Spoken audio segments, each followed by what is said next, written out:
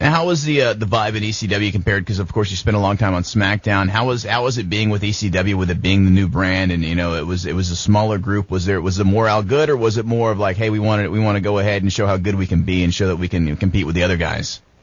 Well, like with me, like I'd love to be able to do what I'm capable of. However, some direction that some people want, don't showcase your full abilities. And, but you got to do what the boss says, and that's just the way it works, especially being, owning my own business now. It's like there's things that, I expect out of people that work for me. And, it's the same with a wrestling company. Whenever somebody owns the company, they expect you to do certain things. And it's, whether you do them different or not, you got to do what they want you to do.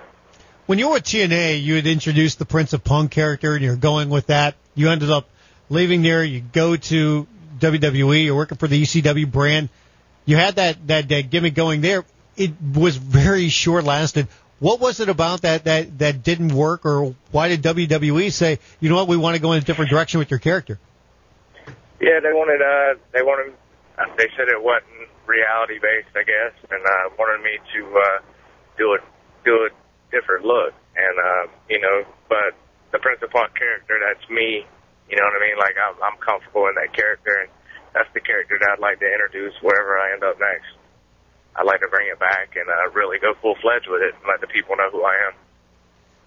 Are you surprised at what they've done with the cruiserweight division there? Because it's gone. I mean, there's so many different guys that are out there, and you're like, why aren't you showcasing this more? And not only are they not, but it's totally gone. Yeah, it's disappointing because to me, like, the cruiserweight division was a big deal, especially in WCW. It's what, led WCW to winning the ratings war. And, it's disheartening seeing that it would just be thrown away like that because there's a lot of talented people there that, this show could really benefit from having a cruiserweight division.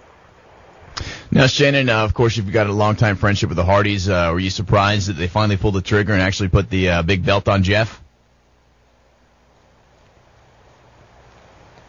Did we lose him? Did we lose him? Yeah, yep, we lost him. We lost him. We'll get him. Ponderosa, get him back on. We got a few more minutes with him. Yeah, because that was probably drove through a tunnel. Maybe that was a point I wanted to bring up too. Was that? But I don't know if you have seen this, Dickerman, but WWE is putting out the new Starrcade DVD. I heard about that. Yes, and they have the different listings for they do the top 25 matches and they do the countdown or whatever. Right, and their match is in there, right? Match number 8. Ladder match for a contract for the World Cruiserweight Championship. 3 count versus Jamie Noble, Evan Courageous, and the Young Dragons. And I remember at the time that match happened, it seemed like such an afterthought, but those guys just went out there and killed. I mean, that was all. That wasn't about build. That wasn't about guys having good character. That was about those guys going out there and busting ass. Yeah, we'll ask them about that here in just a minute, but we got Shannon back. Shannon, let's talk a little bit about your close friendship with Jeff Hardy. What was it like for you as a friend of his to see him finally win the world title? I think it was a great thing, growing up with Jeff and, just all of us having the same goals, trying to get to the same place. There's always that dream of being world champion. It's just a matter of who would be put in the right position to actually get an opportunity to run with the world championship. And, obviously Jeff, he's got it. And, I think it's great. I think he deserves it. A lot of people, like to criticize Jeff for his lifestyle and the things he's done in the past. But, a lot of people, they've always, blamed Jeff the way he lives his lifestyle, and whether it be drugs or this or that. And, that's by far not even the case. I mean, Jeff, he's just an individual that does what he wants to do, and you can't control Jeff. Jeff, he lives in Jeff's world. And, a lot of people get that confused with, other things. And I think he deserves it. I think Jeff's put his body on the line and his life on the line, for many years. And, I think right now, Jeff is probably the most popular WWE entertainer on the roster. And I'd pretty much, bet money on that. I think that, from a people standpoint, I think Jeff Hardy's probably the most liked or most popular wrestler on the roster right now, so I definitely think that he deserves to be world champion. Now, with the issues that you just brought up about Jeff and your relationship with him and how close you guys are and for how long you've been, Has there ever been a point in time where you've been legitimately worried about Jeff? From what aspect? From, people talk about, the lifestyle that he lives. Are they worried about he's doing too many things that could possibly hurt his body? Or, or some of that, some people, it's not as bad as people make it out to be sometimes. No, that's power of media, man. Like Jeff, he's never had these addictions that everybody's, said that he had. As far as a failed drug test or something like that, then how many of the guys have failed a drug test? You can't sit there and just, blame somebody or just pretty much put the word out that, this person's addicted to that just because he failed a drug test. If that's the case, then many people on the roster are addicts, you know what I mean? Yeah. So I think a lot of it is just the power of the media. I mean, you look at everything from, just the to just other, just local news. I mean, look what the media does and stuff like that. Like they find an issue that they can completely run with just to have sport.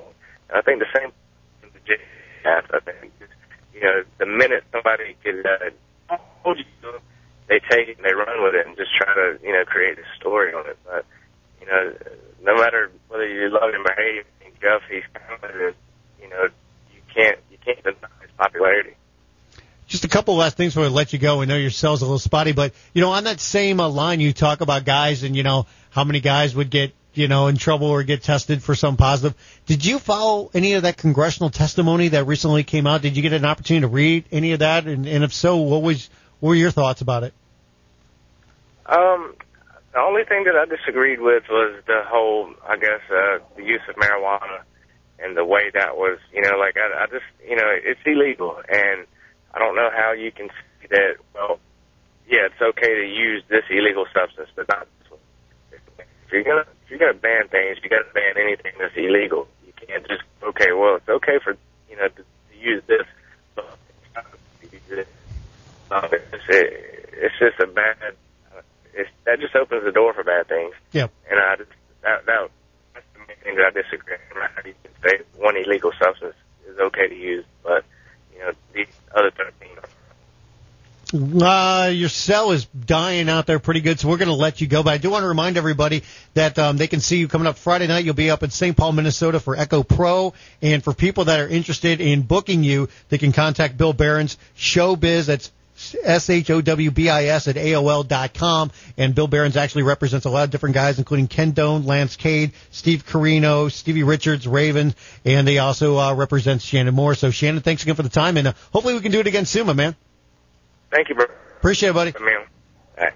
Shannon Moore joining us here on the show, and I knew his cell was kind of spotty that day. Yeah, technology, man. But you know what the good thing is? He's going to be on that Starcade DVD. You know what that means? What's that? Merch check. Oh, yeah, that's right. He probably will get a nice little check off of that, huh? Merch check, baby. I hope he does. Good for him. Hey,